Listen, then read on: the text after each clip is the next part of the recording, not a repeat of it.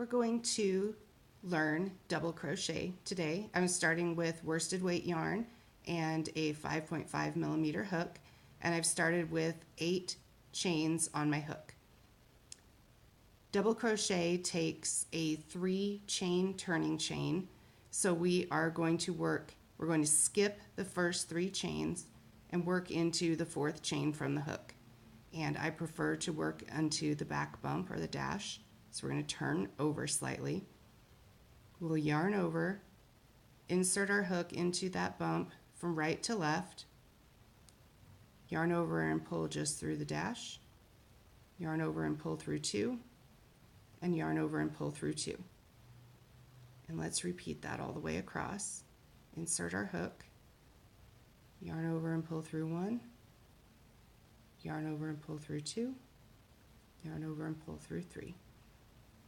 And remember, as you're making these stitches, to create them all the way up onto the barrel of your hook, especially if you have a tapered hook like I do. And remember to try and pull each stitch a little bit loose so that you have a bit of slack and are able to easily pull your hook through each time.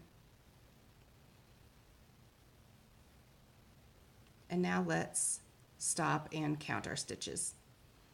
Double crochet are a little easier to count from the front because you can easily see each stitch. They're nice and tall and spread out. This part that you can see is called the post.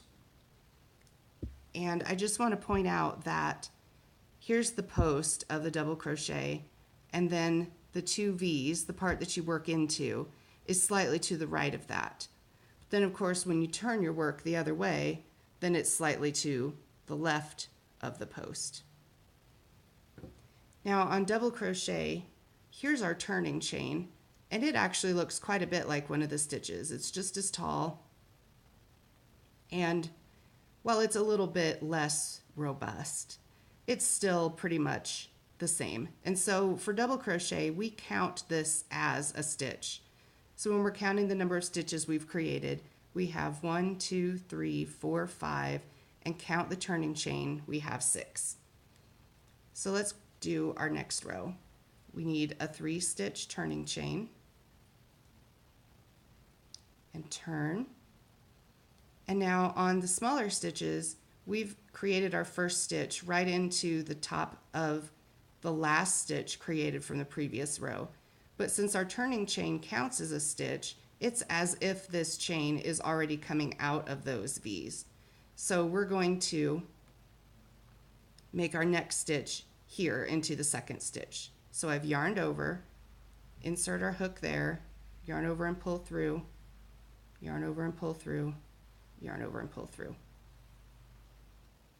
So let's repeat that.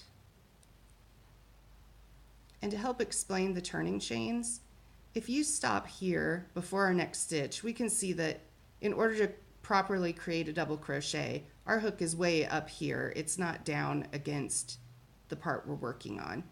So just keep that in mind, and I'll explain it a bit more when we get to the end of the row. So something tricky about double crochet and taller stitches is that it looks now like we're at the end of the row. There's no more stitches. We must be ready to turn. But if we count our stitches, we only have 1, 2, 3, 4, 5, while we had 6 in the first row. And that's because we need to work into this turning chain as if it were a stitch. But it kind of twisted and it's hard to see. So it's really easy to miss working into that stitch. But if you turn it, maybe work it around, you can find here are the 2 V's on the top of that stitch, and right here is the dash from the back of that stitch. And I just would like to give you a quick tip. If you find that these stitches twist a lot or they're really tight and hard to work into, you can take a stitch marker and find the spot where your hook needs to go and pull it up a little bit looser. You can do that either by pulling the bump on the back like I've just done, or by pulling up the 2 legs of the V. But since the stitch marker is smaller, it's a lot easier to get in there and grab those stitches and pull them a bit looser. So here I've got it oriented so that I'm going to work under the bump on the back, but then I'll turn my hook so I've got the two legs of the V on top. Yarn over and pull through two, pull through two. And now we can see I have 6 stitches because I've worked into that turning chain. And then if we turn and look at the top, we can see 1, 2, 3, 4, 5 V's. And then depending on the orientation on your turning chain, it might be a little hard to see that last V, but remember your turning chain counts. And so here's why I wanted you to notice that your stitch was up in the air, so to speak, when you were doing a double crochet. This is why we need a turning chain. To do a double crochet, my stitch needs to be up in the air. I can't start working right there. And here we can also see you can do your turning chain before or after you turn your work. Although I'd really recommend doing it the same way every time, because that'll help orient it the same direction every time and make it easier for you to see the stitches. So let's go ahead and do one more double crochet, and remember it goes into the second space.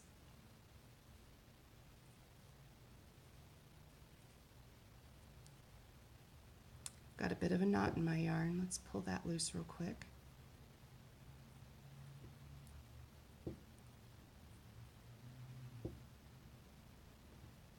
Now let's do a double crochet increase, which is also called 2 double crochet in the same space. So we'll work our next double crochet as usual. And then just like it sounds, we'll put a second double crochet in the same space.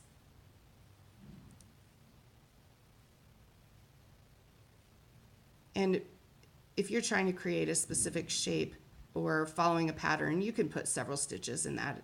It's not limited to just 2. And now let's do a decrease over the next 2 stitches. So we're going to decrease from having 2 stitches here and make it just 1. So to do that, we'll start our double crochet here, but we'll stop before our last yarn over.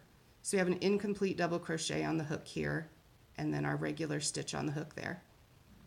And then we'll start a second double crochet in the next stitch and stop before the last yarn over. And now you've got 2 incomplete double crochets on the hook plus your regular working loop on the hook. We'll yarn over and pull through all 3. And now we're on to, we need to work into that turning chain. So from this direction I'm oriented so that I can work from top to bottom into that back bump. And as you can see, that can be a little tricky.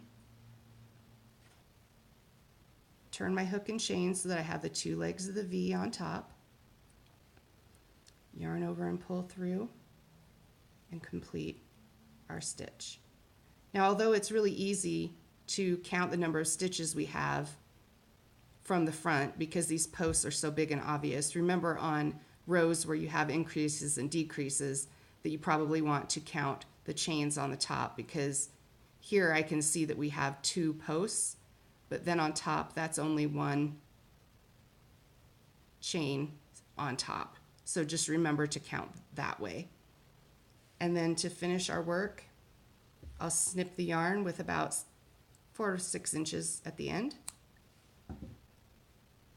and then just pull that through to secure it. And that is all about double crochets, turning chains, increasing and decreasing.